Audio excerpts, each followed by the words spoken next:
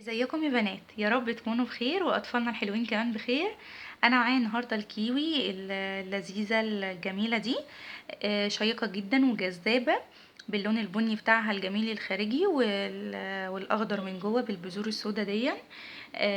الكيوي طبعا محدش يقدر ينكر طعمها اللذيذ، الكل بيحبها الكبار والصغار، خصوصا لو مسكره مش مزه على غير الموسم بتاعها. طبعا مش هنقدر ننكر فوائد الكتير الموجودة في الكيوي، لانها بصراحة مقلبظة بالفيتامينات.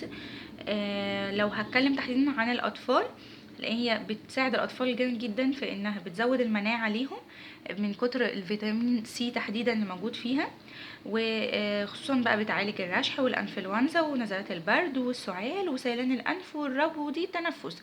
فهي يعني صيدلية متحركة بصراحة.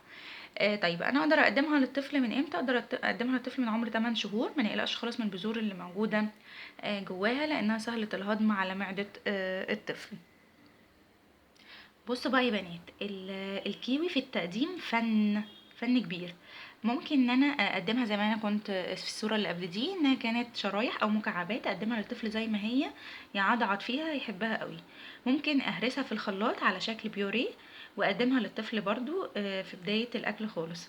ممكن كمان بعد ما اهرسها لو عندي اي اضافات في البيت، لو عندي موز اهو ده بيوري كيوي بالموز جميل جدا.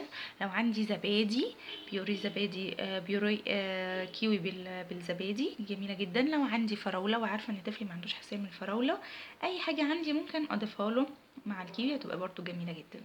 ممكن اعملها عصير كمان واقدمها طبعا للكبار او الصغار، بس يفضل لو للطفل قبل السنه بدون اضافات عسل او سكر.